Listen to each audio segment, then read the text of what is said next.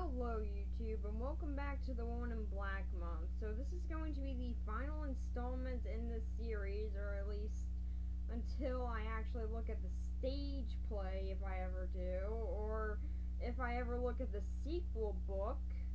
But until then, this will be the final installment in it, which, interestingly enough, this is the only version out of this whole entire film series that isn't based off of the original tale.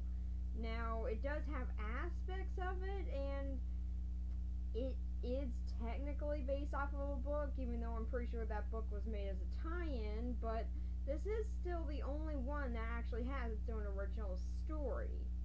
So with that, let's get into it. Alright, so our movie starts off a little bit after the first one, in World War II. So, yeah, the very first movie seems like it took place in the mid or late 1800s. So they naturally made the jump from that time to World War II. Don't really get why. World War II actually doesn't have that much of a bearing in the plot outside of they need to leave London, or at least the area that they're in, and go over to Clifton Gifford. Seriously, why is it called Clifton Gifford? It's called Yorkshire in the book. Why does every film adaptation have to change that? Is it because that's an actual town, and they might think that's kind of insulting to be like, hey, yeah, there's a ghost in your town, go visit this place? I mean, I guess that kind of makes sense, but I would like to actually know if that was the real reason. But yeah, World War II really doesn't have that much of a bearing on the plot, but it's a very tragic event which they just decide to sort of put in there a little bit, and, you know, it kind of has a little bit of a bearing on the plot, but it's only there for really plot device, which I guess is what everyone thinks that World War II should be while working on this movie. Because, yeah, this awful event that happened, let's just make this a plot device. Okay. I mean, like, if you're gonna make up your own town to go to, why not make up a war as well? Like, just make up a fake war so that it's actually not insulting when you actually have World War II going on, you know, just behind the scenes. I mean, there's a lot of bad things that happen to people in this movie, but people are just like, get over it, it's just World War II, it'll pass by. That was an awful event. Why are they sugarcoating it in this movie?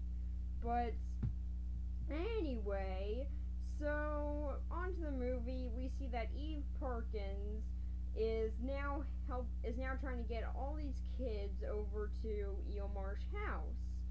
Why Eelmarsh House? Seeing as it's an entirely run-down building now, and one that really isn't a safe place for children, seeing as it's completely surrounded by a marsh and they can easily just fall in there, get stuck, and drown. Because it's the only place available, of course. Yeah, that makes sense.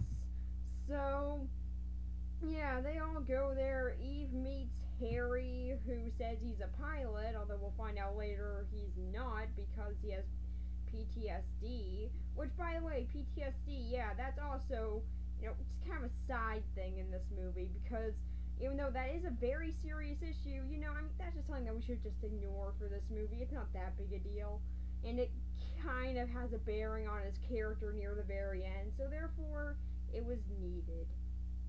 No, it wasn't. So, they all go to Eelmarsh House, and, oh my god, they are driven by the original Arthur Kidd. Wow, okay. I gotta say, I love that aspect of this movie. They have the original Arthur Kidd in this. I just love that. Sure, he only makes 2 appearances in this whole movie, which sucks, but he's at least in it, and his performance in it is really, really good, and there's actually some character put into him. That's one of the things I actually like about this movie more than the first remake, is that it does take some time to actually make the characters more developed. Although it's still one of the remakes of The Woman in Black, so yeah, it still didn't do that quite well, but at least just take the time to try. So they all get to Eel Marsh House, and for whatever reason they're complaining about it. Why? Eel Marsh House is the only place available, and you're in the middle of World War II.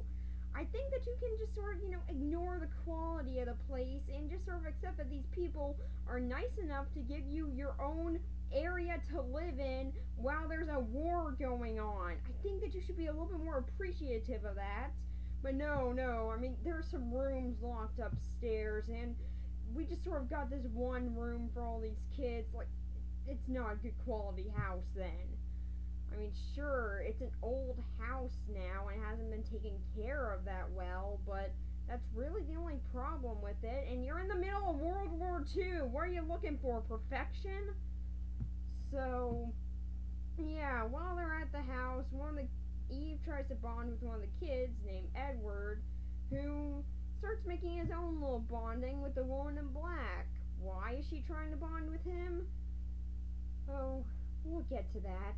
But, so pretty much, yeah, he's starting to bond with the woman in black, and then this amazing little kid named Tom, who I will talk about in more detail later as to why he's so great in this movie. But yeah, this kid Tom, he's a jerk to Edward because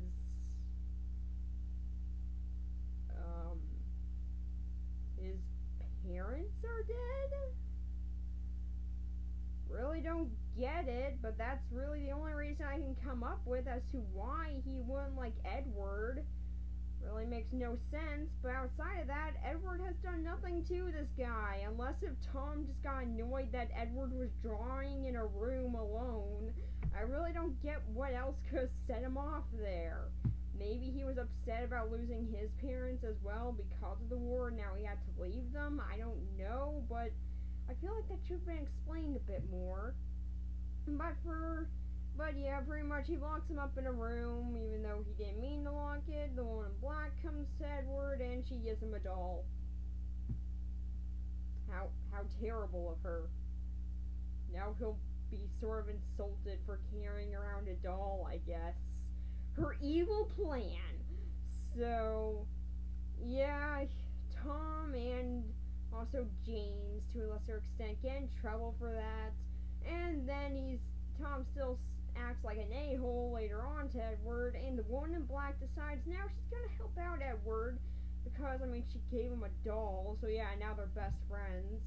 So what she's gonna do is she's going to control Tom. Still find that so stupid. Why does she have mind control over these kids? But yeah, pretty much she's going to mind control him out into the marsh, which also is now at full tide. Know why it's at full tide now, but it is because plot convenience. So yeah, he drowns out in the marsh, and people are kind of upset about it, but they're mainly upset as to how he actually got out of the building because Eve locked it up. So yeah, I mean, clearly there's no way he could have gotten out of there. So yeah, now Eve meets up with Harry again. They just sort of talk about how things have been kind of weird at this house. Like, I really don't know what's been weird about this house. Like, yeah, okay, you hear some noises in the house. Ooh, an old house making noises. That's new. And you see something in the woods. Definitely can't be an animal. There's gotta be something supernatural going on here. Oh, and also you sort of hear the screaming, which, by the way, has now been edited to pretty much cut out all of Nathaniel screaming, and now it's just sort of, Janet yelling, no! Don't really know why they had to change that, but okay. So, yeah, she at least takes she at least takes that whole entire, fog experience at least a little bit better than Daniel Radcliffe did. Seriously, I hate his acting in that movie. But yeah, now she doesn't let that phase her for too long as she gets to meet with Arthur Kipps again. Woohoo! So, yeah, she gets to talk to him for a little bit about how she wants to leave, and he keeps on telling her there's nowhere else to go. So, they argue for, like, 10 seconds and then he just sort of leaves, and he's never in this movie again. Why? So, yeah, best part of the movie just got taken out entirely. Thanks.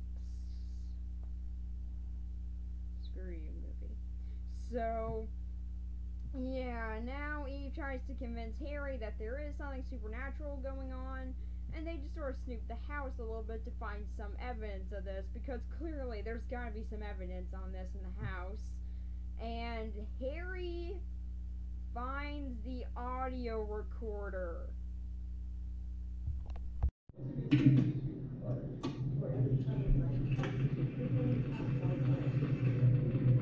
My name is Alice Gladstone. To feel my house my whole life. Okay, movie, so you might have gotten rid of the original Arthur, but you did give me that. Seriously, when I first watched this movie, and it was actually too late for me to even be up to watch it, but yeah, I did actually sort of squeal over a little bit, because that was awesome.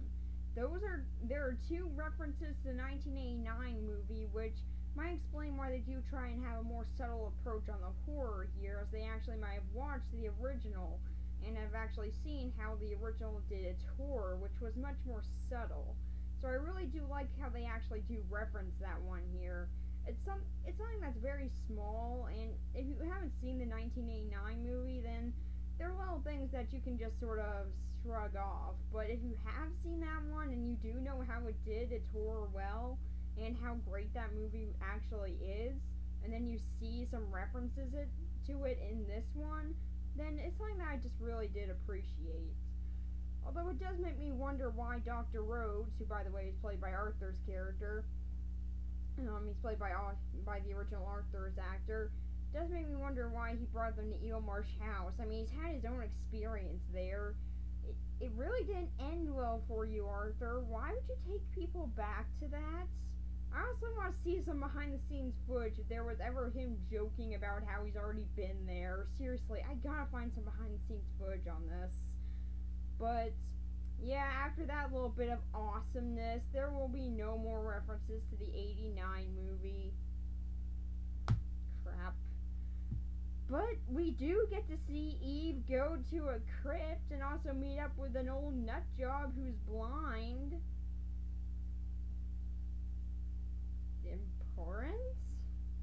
Yeah, really, this has no importance to the story outside of Eve finds a letter there. And that blind guy, he's never seen again. I guess he just died of hunger or I guess he just sort of died of starvation or thirst in that crypt there, and Eve never really cared. Seriously, she locks him in here. He's not going to be able to get out of here. He already has a hard time maneuvering in this place because he's blind. They do show that he hasn't gotten used to his blindness. So, yeah. Guess he'll just die in there. Also, they kind of hint that, yeah, he might have been one of the kids from the original film. Or at least not from the original good one, from the 2012 one. And I really don't know which kid he is, really. They kind of imply that he's one of them because of the amount of time that's gone by, and also that he has now pretty much said that the woman in black killed all of his friends. Although there was no kid that was blind in that movie, even though he says that he's been blind his whole life, so unless the woman in black just sort of stayed around while this kid was like 4 or something and killed all of his friends because she had a grudge against him for some reason, I really don't get which kid this is supposed to be. Although the one that I can really sort of suspect here, and this is really the only one that I actually sort of suspect, is one of Victoria Hardy's brothers. Now, if you don't remember who Victoria Hardy is, she's that little girl who drank some lye because the woman in black made her. Yeah, I kind of just guessed that that's one of her brothers, although it really could be any kid that was in the town at that point. But yeah, they do imply that he was one of the kids from the original movie, now grown up and pretty much have gone insane from what the woman in black has been doing. Even though he says that she quit at one point because I guess that she went on a little vacation. Like, did she go to a beach or something and wear a little black swimsuit or something and just hang out there for a little bit? I really want to know what she did in her spare time. Did she go on vacation, or did she just sort of hang around the house for a little bit, just hoping that someone would come in and sort of had been in a slightly similar situation of losing their child? I don't really know what she was hoping for, but I guess whatever it was, she got it, because blind guy blames Eve for her return. Why? We'll find out later. But yeah, this blind guy, he's a really confusing aspect of this movie, and he only shows up twice, and I just sort of naturally assume he died in a crypt. So yeah, why was he there? So, yeah, he was pointless, but Eve did get a letter finding out about Janet Drablow, and even though Harry already knew a bit about this from the audio recording that he found, he apparently decided not to tell Eve any of this because, Janet's ghost kind of talked in the recording, I guess. I don't know. So, yeah, Eve finds out on her own accord about what the Woman in Black is and her story, and now she pretty much decides we gotta get all the kids out of here. But then there are some bombs coming in because, there's still that minor thing of World War II going on. So yeah, they all need to get into the basement, but unfortunately the Woman in Black is still there. And then we find out her real motive for turning Edward against Eve. And it is because Eve had a child once, spent some time looking for him because she was too young to be able to keep the kid, and then gave up at one point.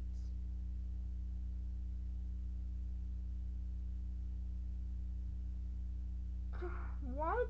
Okay, so not only does that reasoning make no sense whatsoever, especially given the hospital, why would they tell her what her kid's name is? That really doesn't make any sense to me. I mean, like, at least when she gets up to age to be able to have a kid, they should at least give her some information on her own son or daughter who's out there in the world somewhere. Seriously, she should be given some information on that. I guess that she just went to a bad hospital or something, I don't know, because immediately after she had the baby, one of the nurses just sort of takes it away, because, that's how hospitals work. And why does the Woman in Black hate Eve for that?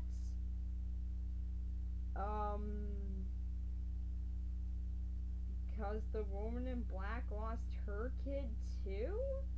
Although she already knew a bit of info about her kid because her sister was the one who actually got custody over the child, so yeah, Eve had no information about her child because no one of her relation was actually given the kid, so yeah, Janet just sort of got lucky there, but apparently she blames Eve on not being able to find her child because she didn't have the same lucky streak that Janet did. Really don't get that at all, but apparently that's a reason.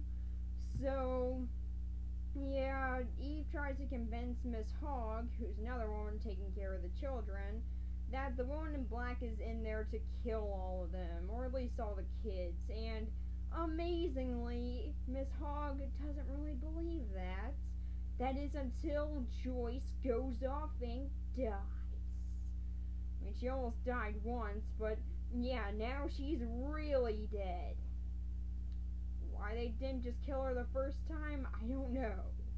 But yeah, now Joyce is dead, and after finding that out, they all decide they gotta go to Harry's air base because the Woman in Black hates air bases, I guess.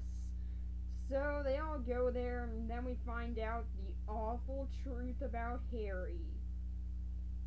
He's not a real pilot anymore. Dun dun dun. Yeah, pretty much he was taken out of the field on psychological grounds because his crew was killed in an attack. And after that, he actually hasn't been a good pilot ever since. So they decided to make him in charge of a dummy airfield. And pretty much he just sort of says that now he's an official coward, even though what he's doing is actually still helping out in the war. So, yeah, I don't really find that as an official coward, but yeah, I guess that's how he views it. Don't know why. I mean, he's still helping out in the war in a really big way, actually, with a dummy airfield for enemy forces to bomb, so that actually is very useful, but apparently not to Harry. So, yeah, Eve is just mildly confused about this, and they all go into the bunker because truly, the woman in black cannot get into bunkers. So they all hold hands to make sure that none of the kids get away and close their eyes so they don't see her. And eventually Miss Hogg, after thinking that this is a really stupid thing, she opens her eyes and then the woman in black was right there waiting for her. For whatever reason. And then one of the kids goes out and dies, I think. There's a dead kid inside of one of the dummy airships, so I really don't know if that's supposed to imply that one of the kids went out and died, or if that's one of the ghosts of one of the kids who had already died. But anyway, Edward does actually escape, and now he goes back to Eel Marsh House, although Harry thinks that he's dead. And Eve, not believing that he's dead because a body wasn't found, because that makes sense, she decides that he must be at Eel Marsh House, so she goes there for her final confirmation of the woman in black. And the woman in black's just a dirty cheater. Go figure. So, yeah, she has to fight off the woman in black's cheats in order to save Edward, who is stupidly walking out into the marsh. And amazingly, he's the only kid who's actually able to fight off the woman in black's mind control. That is so freaking stupid. I don't get why they had the mind control in the first place, but to have it also be able to be broken if a kid just sort of wants it to be hard enough makes no sense. Why would none of the other kids in any of these other two movies actually want to have survived enough to not do anything the woman in black told them? That makes no sense whatsoever. But Edward found a way. Don't really know how. And so, yeah, even though Eve has now actually beaten the woman in black still isn't ready to give up, and she continues to cheat. So, yeah, now Eve getting a little bit annoyed about this, decides that she's going to continue to fight her off, and this goes back and forth for a little bit, but then Harry sacrifices himself for them. That really wasn't needed, Harry, but good for you. Guess that you're redeemed now. Somehow. So, yeah, Harry drowns out in the marsh, but Eve and Edward are okay. Edward says he's sorry, which is the first thing that he said since his parents were killed. And that, I guess, means that everything's good now. Eve, surprisingly, is not angry with Edward whatsoever, even though he's pretty much just a little twerp that listened to the woman in black for no reason whatsoever, and also got Eve's love killed. So, yeah, I mean, this kid's kind of a little bit of a brat, but, you know, I mean, he said he's sorry, so okay, 'cause that excuses everything. So, now Eve and Edward are now living together, because I guess she adopted the kid, and they're all living happily. Everything is good now, except the woman in black still shows up at the end for a stupid little ending jump scare, which isn't scary at all, and she breaks a photo. Because, like, yes, she really hated that photo, and then the movie ends. Thank God. So, what do I think of this one? Well, it's a bit better than the 2012 one. It actually does have some references to the 1989 movie, which is something that, as a huge fan of the 1989 one, I really did love and appreciate. It actually shows they took time to look at the original and see what made it good. And they do actually incorporate some of the aspects into this one. They do at least try and make the scares much more subtle, and even though that does sort of fade about halfway through, it is something that I'm very appreciative for. They do at least try and make the Woman in Black more of a force to be reckoned with, other than just a woman who screams a lot, but that really does fade halfway through the movie. Although I do still appreciate it being there at all. And while I still like it, really, the originality in the story is kind of nice, as yeah, I've now heard this story 3 times, not including the play, which I still haven't seen. So yeah, I can see this story a whole entire 4 different times. Amazingly, that'd be kind of old at some point. So yeah, it is kind of nice to see a little bit of a change here, but I do still think that it needs to be done a little bit better to actually make it good. Some of the characters' reasonings really don't make that much sense in this movie, and yeah, just some of it is really pointless. Like the little blind kid really did nothing. And also some of the POV shots of the Woman in Black, which were slightly in the 2012 one, but they're much more prominent in this one. So for this one story, it really depends to what I'm looking at and what actually makes it good. Although I will say it's definitely a whole lot better than the 2012 one story, but it does need a lot of work to actually make it something that compares to the 1989 one. Although it definitely does try a whole lot harder to actually get to that scale. So for the score on the story, I'm going to give it a 4 out of 10, as it does try a whole lot harder, but just needs some more aspects put into it that would make it a much stronger movie. But it's still not that bad story-wise. So, do the characters match up? Well, let's take a look. So, for the characters, let's start off with the most important out of all of them. Tom. So, why do I love this character? Because, well, you remember the main villain in Children of the Corn, Isaac, or at least that's what I think his name was.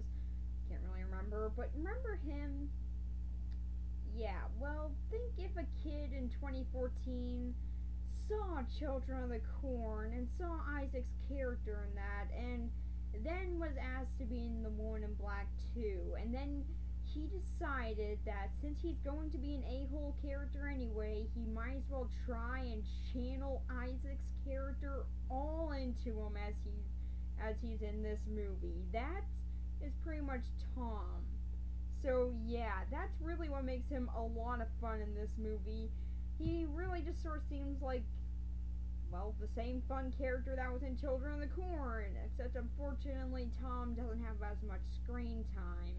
He's really only given like 3 scenes, but God, does this kid want to soak up and enjoy all those 3 scenes that he's got. Really, he tries to enjoy this as much as he can, and he's a blast to watch. But now let's actually get on to the important characters. So we have Eve Perkins. Her story, like I said before, is pretty much she had a child that she wasn't able to keep because she was too young. And so the hospital sort of took it away from her and never gave her any information about her kid ever. Because that's how hospitals work, I'm sure. I mean, like, I can safely say I've never been in that situation before, but I'm pretty sure if I ever were, then I'm pretty sure the hospital will at least give me the name of my own kid. Seriously, why is this hospital able to withhold this information from her? It makes no sense. But yeah, she gave up after some time and definitely does regret it, which is something that you can see a lot throughout the movie, but for some reason, the Woman in Black thinks that she doesn't. I really don't get that. Like, oh, you definitely do not regret this because you're not still looking for your kid and you're actually trying to move on in your life. That's something that I was never able to do, random woman in this house. that means I will get revenge on you. So I guess that was the one in Black's mindset there, but yeah, Eve is not really a bad character, and she at least is much better acted than Daniel Radcliffe in the first remake, but yeah, she's still not the best. As main characters go, I've definitely seen a whole lot better, but at least they do try and improve on the awfulness that was in the last one by actually trying to have a more interesting main character. Sure, it doesn't work all the time, but she's definitely much better acted, and also just try and have a little bit more character to her.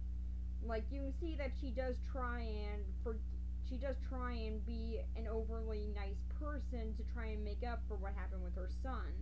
And that's something that's actually very nice about her, but I still feel like there could be a whole lot more character put into her to make her more interesting. So then we have Miss Hogg.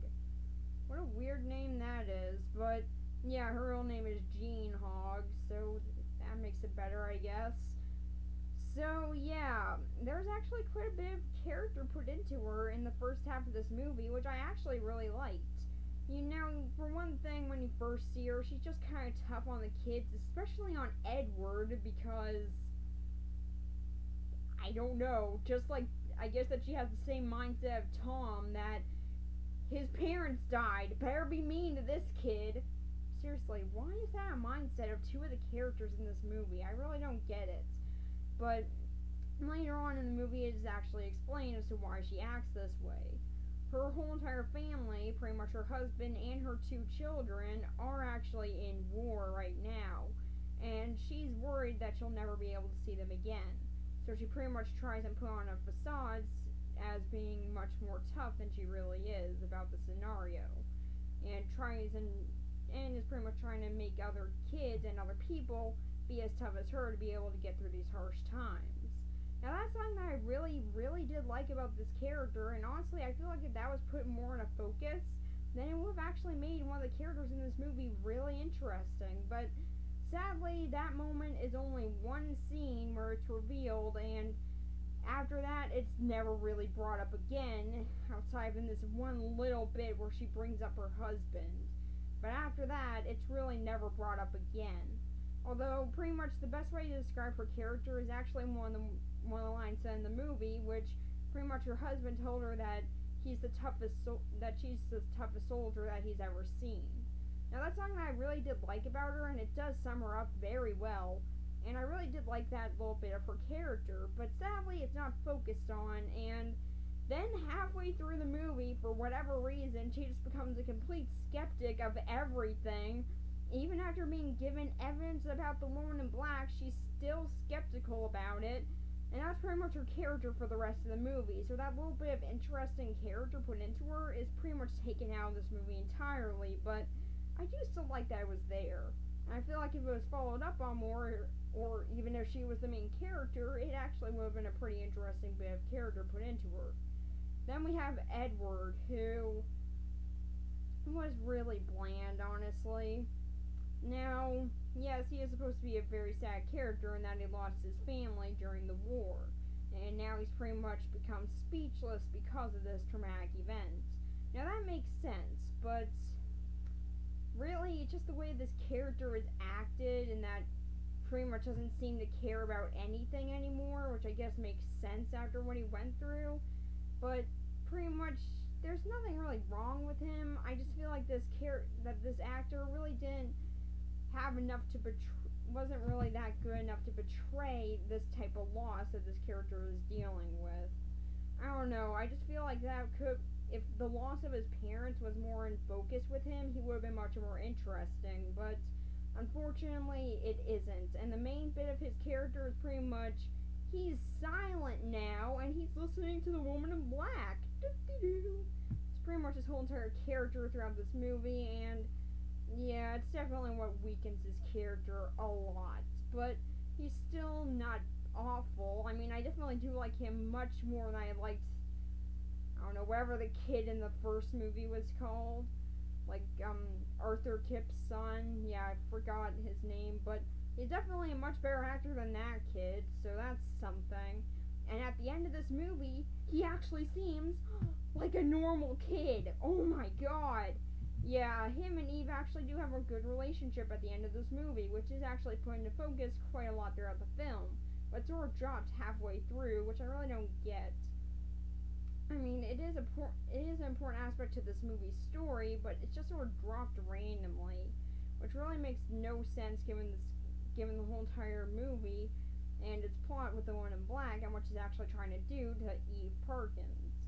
But outside of that, yeah, he's really not a good actor in this movie, but I do still like him at the end, and his relationship with Eve is actually kind of interesting.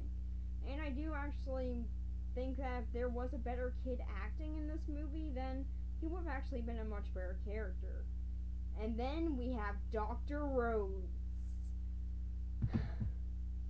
What can I say about Dr. Rhodes? Okay, so I love this character. He's played by the same guy who played the original Arthur Kidd.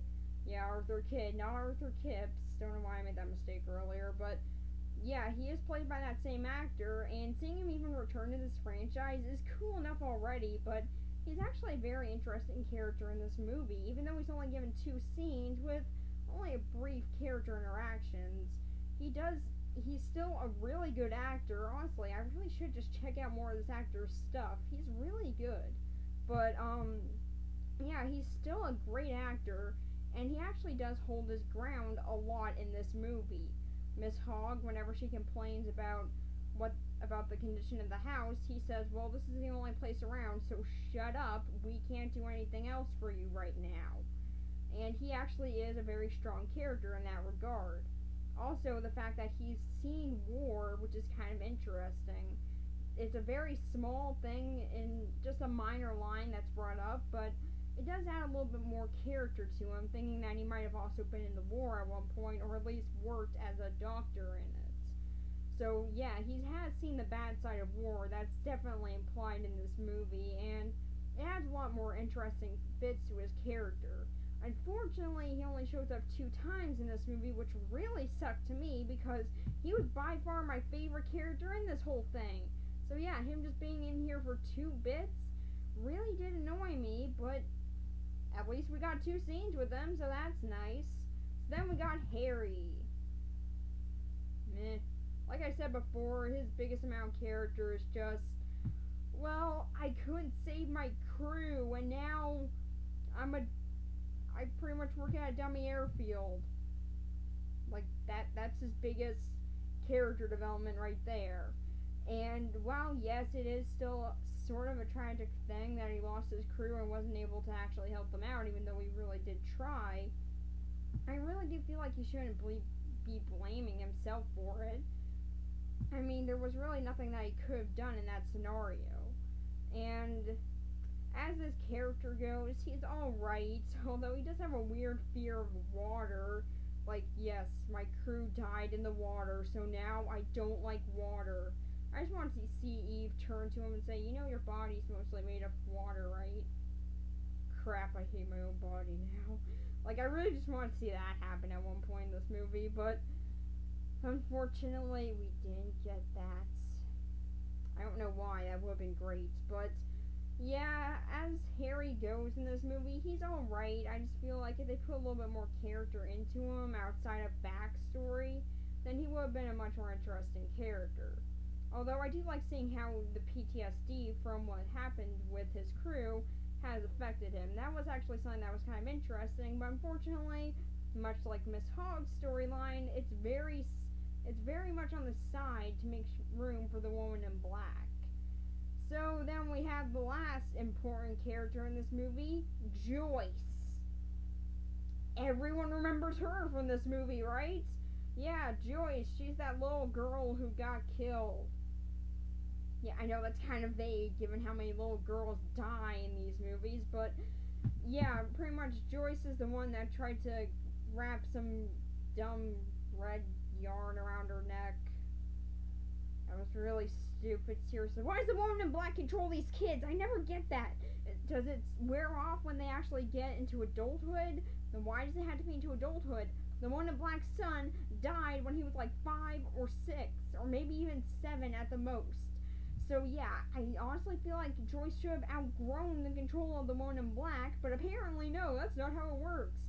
She's actually Joyce seems like she's a teenager here, or at least on the verge of adolescence. So yeah, does the Woman in Black control people into their adolescence? I really want to know. When does that wear off? Actually, does it actually wear off when they're adults? I really don't get how this works, but okay. And so yeah, Joyce, she's there. Although I did actually like her very first almost death scene a little bit, because it actually did have a good utilization of color here. The way that the red yarn looks against the whole entire set of the house now is actually very nice, and I did really like that direct contrast in color. It's definitely much better of a color balance in this movie than it was in the first, where in the first one we get one bit of bright reds coming out, and there it's very jarring because the movie sort of seems like it's on the verge of being black and white with a little bit of muted color put in there. But in this one, there is actually better usage of color in this movie, so I really did like her almost death scene the very first time. Although her second one was very, very bland and really had nothing original. But I did like her very first one. That one actually did look very nice. Although it was very elaborate. Like, did the Woman in Black just sort of string all this yarn around the house, like, all day? When did she have time to do that? It was like 5 minutes that Joyce had when she met to go when she went off to go meet Miss Hogg and had to come back and get Edward. There was like a 5-minute time difference there. So I guess the Woman in Black just really likes stringing yarn around the house, and she's just really good at that. Really don't know why. But yeah, apparently she's a master of that. So yeah, I did actually like a little bit of Joyce's almost death, but that's really all that she brings to this movie. And for the Woman in Black, she's there. That's really her whole entire character in this movie. She is indeed there in it. So yeah, that's a lot of character. Yeah, that's really all that she does here. Since her origin story was already explained in the last movie, there's really nothing else to add to her here outside of she has this weird vendetta against Eve Perkins because she had the gall to give up looking for her kid after her sometime. I don't know. Outside of that, really, there is no character being put into the Woman in Black here. Although they do try and make you feel sorry for her again in this movie, and even up to a higher degree here. Although I do like how Eve actually explains it a little bit more, as she's actually been in a similar situation, so she can actually relate to her a little bit more. But that's really only brought up once, and after that she's just like, nope, you're a horrible person. I see that now. I was an idiot for feeling any type of sympathy for you. And yeah, that's pretty much how you are supposed to feel towards her. You're supposed to feel a bit of sympathy when you hear her origin, but after that, and after you see all the horrible things that she's done and what a monster she's become, you're pretty much supposed to lose all type of sympathy. And that's something that I did actually like, how that was immigrated into this movie. But outside of that, yeah, the Woman in Black's still the same character that she was in the first remake, except she yells less. Yay! And they keep on trying to build up her reveal. Like, the whole entire movie, it's either POV shots of the Woman in Black, or you only see little bits of her, like her silhouette slightly, or you see her hand from a door, from a hole in the ceiling or something. Just something minor like that, which I do like, because it does try and make it feel much more subtle in its approach, which is something that, like I said before, I really did appreciate a whole lot, because that was something that was seriously lacking in the first one. But yeah, they still haven't quite mastered it here, but at least they did try a little bit more, and don't really know why they were trying to build up what the Woman in Black looks like, though. Like, we've already seen it in the first one. Unless if someone's going into the sequel having not seen the first one, I don't see why they'd be surprised about what the Woman in Black looks like. Seriously, that's kind of pointless there, but yeah, she is still a pretty but yeah, I do like how they actually do try and make her more subtle in this. It's just that it kind of contradicts her character in the first movie, and also in the second half of this one, where she's all, I'm gonna cheat because I hate Eve Perkins because reasons. So yeah, she does have a lot more problems in this movie, but they do at least try and fix some things with her, which is nice. But yeah, with the problems that they fix, they also gain some more. So yeah, not really sure how I'm supposed to feel about that. But for the characters overall, I'm going to give them another 4 out of 10 because there are definitely some of them that I really do like that little bit with Miss Hogg is something that I actually did really like. Dr. Rhodes I loved because it's the original Arthur, thank God. Seriously, I love that. They just got the original Arthur in this. That's just something that I love. I love how he also has been in 2 out of 3 of these movies. That's just something that I really do appreciate. And yeah, while some of the characters in this movie actually are a little bit interesting, it feels like they're not really fully developed as much as they should be. And honestly, I think that goes for most of the characters in this. Although we do get characters like Tom, who's a lot of fun here, so they do try and make up for some of their bad characters in the first one, but then we'll get some weird ones like the blind guy, whatever his story was. And yeah, really, he makes no sense, but hey, we got to see him in this, so that's something.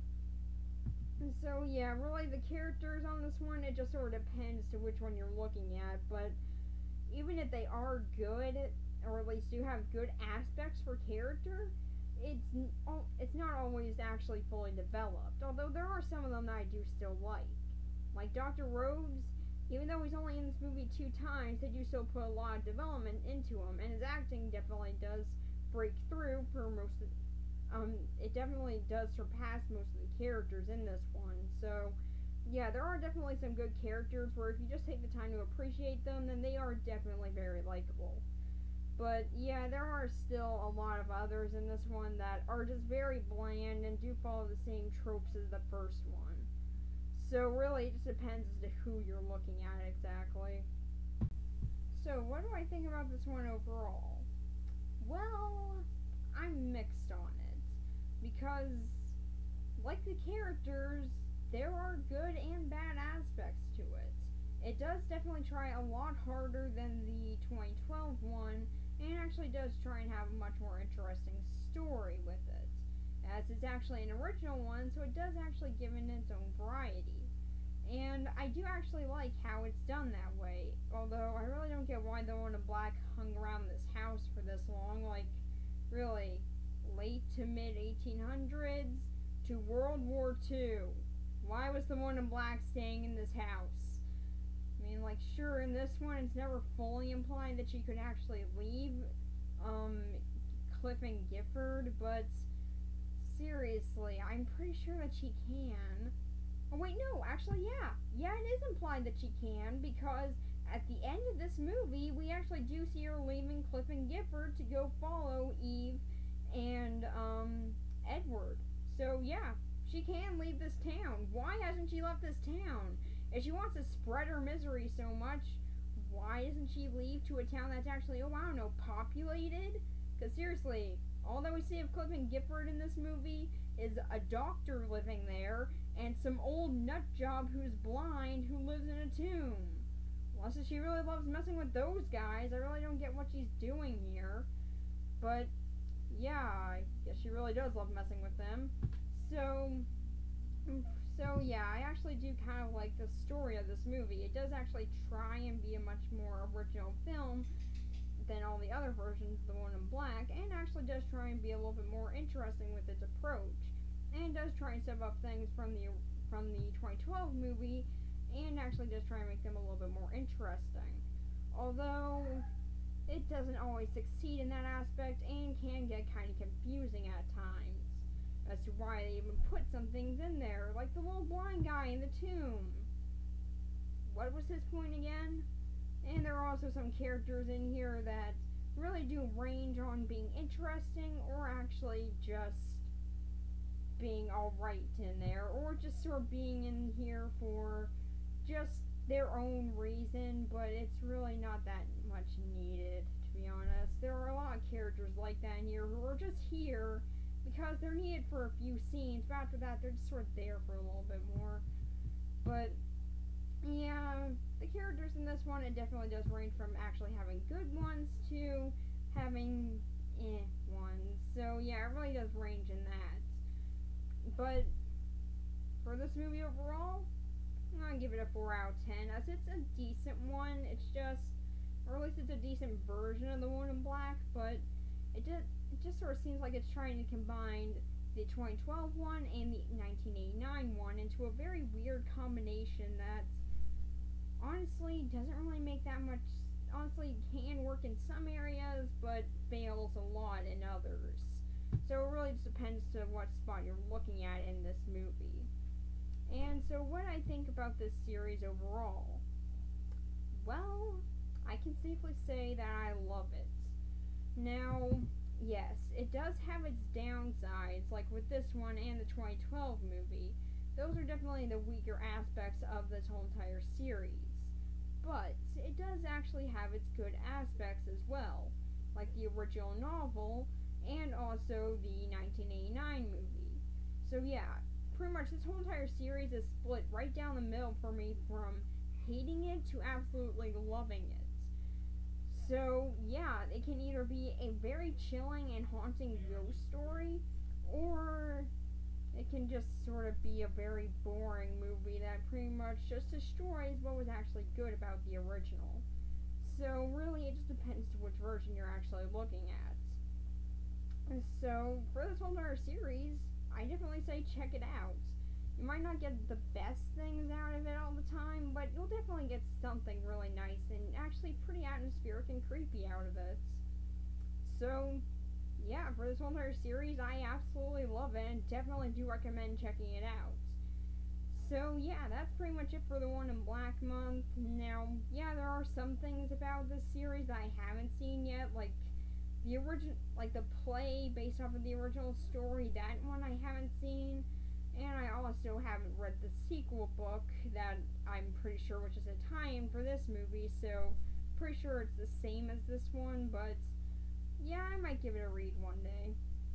So yeah, that's pretty much it for this series. It's a pretty good one. I definitely do recommend checking it out. So next week we will be taking a break from horror and going into the world of sci-fi with The World's End. Bye.